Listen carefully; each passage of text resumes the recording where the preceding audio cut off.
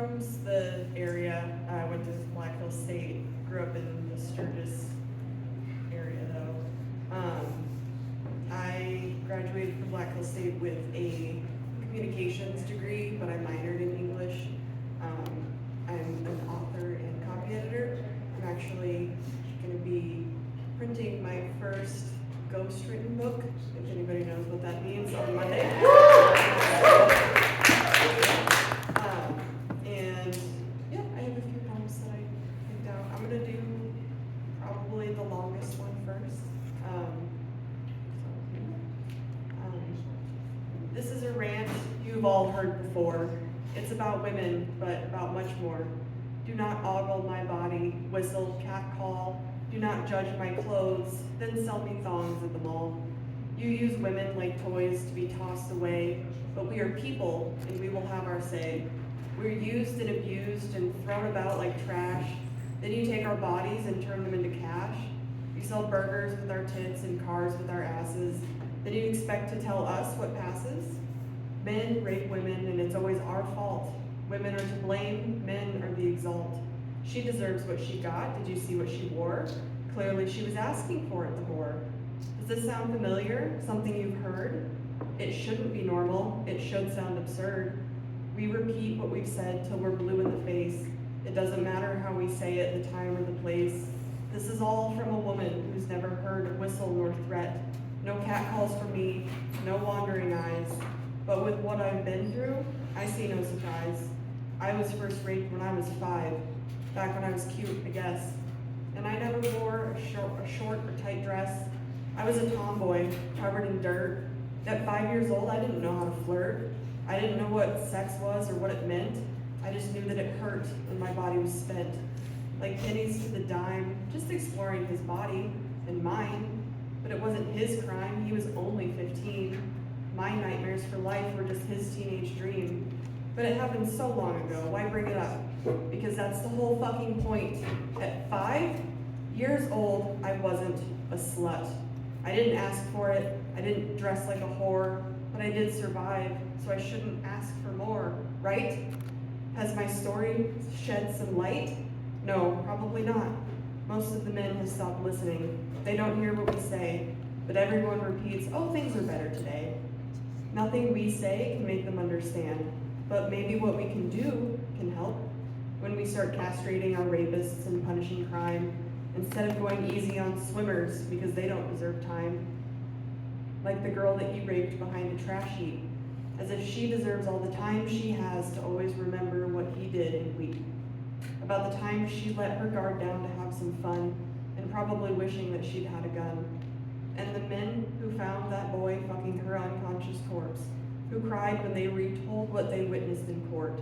But she drank too much booze. Her dress was too tight. Really, she didn't even put up a fight. So the swimmer gets away with it like always before, because just like the good old days, woman equals whore.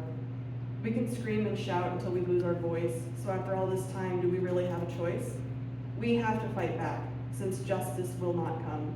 In our purses, bags, and backpacks, we can carry a gun. Because even when we're queer, rape is still our fault. It's our bodies we must lock and guard like a vault. Because God's forbid we love ourselves, that means we're asking for a dick. No one can acknowledge how that's so sick. Stop blaming the victims, start prosecuting criminals who just use our bodies like traveling terminals. We deserve so much better than being treated like trash. Just because when we speak up, they say we man bash. I'm here to speak up and say that they're wrong. We are women and we are strong. We don't hate all men, just the rapists and abusers. The men who hurt us are trash and the users. They deserve worse than a few months in prison. They deserve to see us as humans who have risen. We will fight back and we will have won. When the rapists can see that we've only just begun.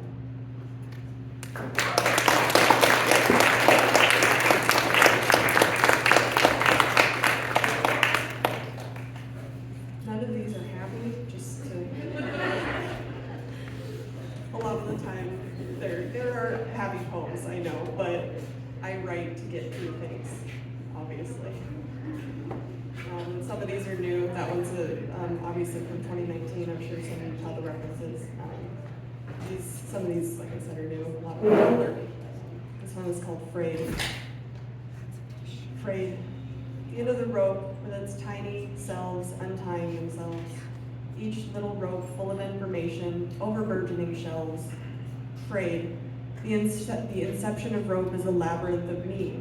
Pieces of my soul coming apart, breaking free. Frayed. Unending pieces are pieces of pieces of pieces. This phrase to that, which never ceases. Frayed. The entire rope is me, the braid so tenuously held. And when the fray begins, the rope breaks, the braid rebelled. Frayed. Being free isn't freedom here, it's breaking apart. It's falling to pieces and crushing my heart. Frayed. Nothing is how it should be. I can't gather the phrase. The threads, this mayhem of fraying is ripping me to shreds. Frayed. All I wanted was to tie a knot and hang loose. But the more my rope frays, the more it forms a noose.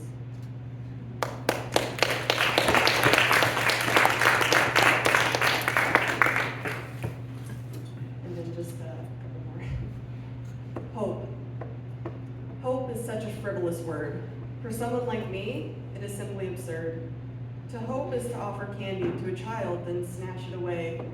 To hope is to leave when you've promised to stay. Ridiculous, the word hope, though most still keep it in their scope. Most people say everyone needs the silly thing, but for me, hope is just an inevitable sting. Keep up your hope, they say, but they've never lived my way. Being set up for happiness, yet only receiving stress. Relief at last, but not to be. Just more pain it is for me. You may think I need hope now. With all that I do have, you may ask how. But sadness and despair for what I'll lose. Resigned to remain negative is what I choose. Yes, you'll often catch me crying, for hope is a frivolous word when you're dying.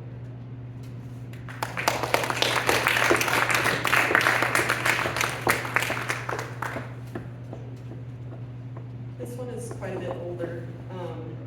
When I first was diagnosed with my autoimmune disease, when it was first triggered, I guess, I was a sophomore in high school, and I was told it would get better, and then it was 2 or 3 years later that I was told it wouldn't, which is also where the hope and losing hope came from. Screams held back by tight lips and pillow, tears steadily streaming, no signs to slow, balling my fists, punching my mattress, praying to all the gods who might forgive any of my sins. Curled hard into a ball, wanting to die, a moment of relief brings shuddering out a sigh. Then, like a strike of lightning, the pain begins again. The current snaking through my body, my head spins. Heavy breathing, body shakes, exhausted from the energy it takes. The energy not to scream and shout. The energy it takes to not take the easy way out.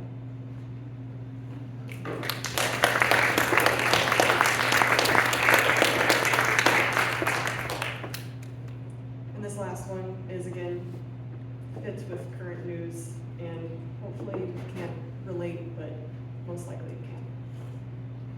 Want to hear a joke? It'll have you in a stitch. Health partners, that's the name of my insurance. They're only partners when I'm healthy. Their real name should be illness enemies.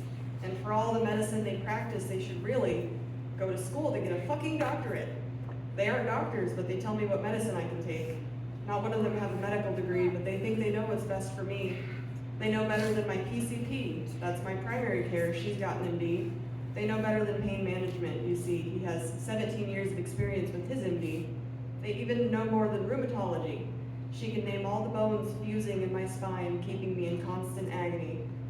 At the company that denies my medical claims, there's only one thing they have behind their names: dollar signs. It's how they justify their lies. Nah, docs, she doesn't need those back injections. Physical therapy will help. You can trust our suggestions. Oh, you have proof that PT won't work? Years of trying with no improvement, no relief in sight? MRIs that show cracked cartilage in her left hip joint and torn labrum in the right? Bah, tell the bitch to stretch. We ain't made of money. Are we laughing yet? Is the joke now funny?